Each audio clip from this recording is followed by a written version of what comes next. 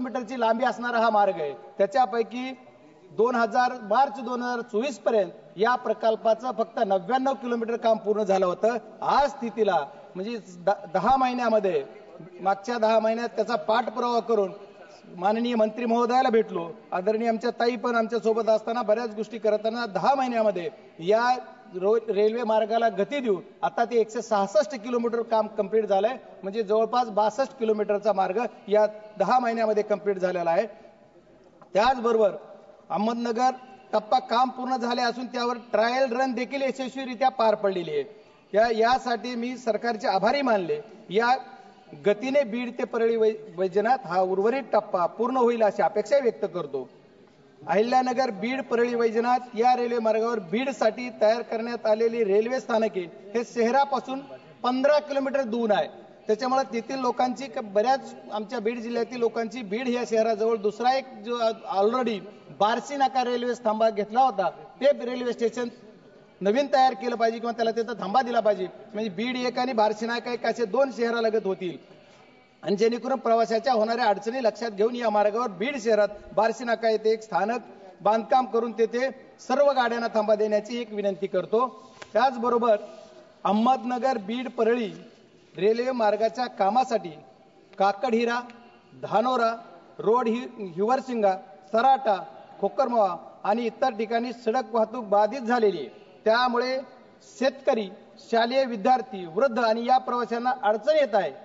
यासाठी या ठिकाणी तसेच बीड परळी मार्गावर आवश्यक ठिकाणी आरओबी म्हणजे रोड ओव्हर ब्रिज किंवा आरयूबी म्हणजे रोड अंडर ब्रिज बांधकामाची आवश्यकता आहे। या कामासाठी लवकरात लवकर खाली सूचना देऊन त्या पद्धतीने त्या शेतकरी आणि वृद्ध आणि शेतकरी माझ्या मुलांचं सर्वांचं जाणं येणं सुरळीत करण्यासाठी हा निधी द्यावा आणि तसं कामी करण्यासाठी आदेशित करावं एवढी विनंती करतो। त्याचबरोबर पाटोदा तालुक्यातील कोरेगाव मोरज जवळवाडी जाट नांदूर या रेल्वे मार्गावर ब्रिज बांधण्यासाठी सुद्धा काही तरतूद करून त्याची खाली आदेशित करावी ही विनंती करतो। हा जो आमचा अहमदनगर बीड परळी हा जो रेल्वे त्याच्यातली अहमदनगर ते बीड लाईन कंप्लीट झालेली चाचणी कंप्लीट झाली म्हणून माझी विनंती आहे की आपण रेल्वे मंत्री महोदयांना एक सूचना करावी की आदरणीय रेल्वे मंत्री महोदयांनी हा रेल्वे मार्ग कंप्लीट झाल्यामुळे जसा प्रस्ताव आपल्याकडे आलेला आहे की तिथून गाडी चालू करावी तर आमची मागणी की बीड पुणे आणि बीड पुणे आणि मुंबई अशी एक गाडी चालू करावी। एवढंच नाही तर एक बीड अहमदनगर ते पुणे म्हणजे नगरच्या जिल्ह्याला सुद्धा पुण्याला जायला गाडी नाही अशी इंटरसिटी एक गाडी चालू करावी। त्याचे प्रस्ताव आपल्याकडे आलेला आहे की आपण मान्यता शासनाने द्यावी एवढी विनंती करतो। रेल्वे प्रवाशांना अनेक अडचणींना सामना करावा लागतो विशेषतः ticket booking confirmation railway tracking सुविधांमध्ये सुधारणा होणे गरजेचे आहे। त्यासाठी पुढील उपाययोजना कराव्या शासनाने अशी माझी विनंती आहे। तिकीट बुकिंगचा सुलभता येण्यासाठी ऑनलाईन बुकिंग सोपी व सुटसुटीत करावी। प्रवाशांच्या मोबाईल फोनवर तिकीट कन्फर्मेशन माहिती तात्काळ पाठवावी। तंत्रज्ञान लागू करावे। रेल्वे ट्रेनिंग सेवा प्रवाशांना मोबाईल क्रमांकावर त्यांच्या गाडी वेळेवर आहे का उशीर आहे येत आहे का गाडी कुठल्या स्टेशनवर आहे कुठे याची माहिती मिळावी। त्याचबरोबर या सर्व करताना आणखी माझ्या काही मागण्या आपल्या समोर आहेत की आपल्याकडनं जी रेल्वे प्रवाशांसाठी काम गतीने होण्यासाठी आणि बौद्धिक सुधारणा वेळेत करण्यासाठी लोकसभा सदस्याच्या अध्यक्षतेखाली एक समिती नेमली पाहिजे। जशी रोड सुरक्षा समिती आहे त्याच पद्धतीने रेल्वे सुरक्षा समिती एक लोकसभेच्या सदस्याच्या अध्यक्षतेखाली नेमली पाहिजे जेणेकरून रेल्वेच्या प्रवासाचे सगळे प्रश्न त्याच्यात सुटतील। रेल्वे प्रकल्पाचा आढावा घेणे प्रवाशांना समस्या ज्या काही समस्या त्या सोडवता येतील। भूमी अधिग्रहणात सुद्धा काही प्रॉब्लेम येतो ते सुद्धा होईल।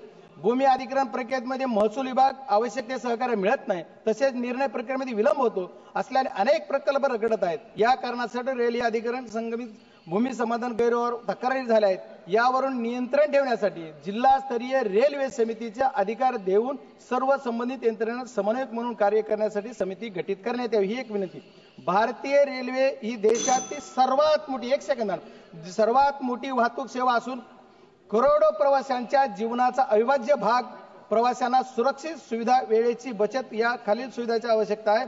अपघात टाळण्यासाठी अत्याधुनिक सिग्नल प्रणाली त्याचबरोबर पथक मी आज जिथं ज्या याच्यात आहे आरपीएफ म्हणजे रेल्वे प्रोटेक्शन फोर्स पथकाची तैनात करून संवेदन भागामध्ये अधिक गस्त देण्याची गरज आहे. रेल्वे स्थानकावर स्वच्छता राखण्याचे विशेष तरतूद करण्यात यावी. रेल्वे डब्यामध्ये अधिक स्वच्छता व प्रवाशांना अनुकूल वातावरण निर्माण करण्यात यावे. रेल्वे खाद्यपदार्थाचा दर्जा वाढवण्यासाठी जास्तीत जास्त प्रवासाला चांगले पौष्टिक स्वच्छ उपलब्ध करून अन्न स्वच्छ करून द्यावा. माननीय अध्यक्ष महोदय, बीड जिल्ह्यासाठी रेल्वे प्रकल्प म्हणजे विकासाचा राजमार्ग आहे. त्यामुळे उस्मानाबाद, बीड, औरंगाबाद तसेच अहमदनगर, बीड, परळी वैजनाथ या प्रकल्पांना गती मिळावी. ते मुंबई नियमित रेल्वे सेवा सुरू व्हावी व रेल्वे थांबा एक बस माझी जी मागणी आहे ती परत बार्शी नाक्यावर एक रेल्वे स्टेशन सुद्धा थांबलं पाहिजे. प्रवासासाठी सुविधा पुरविण्यासाठी मी सरकारकडे विनंती करतो.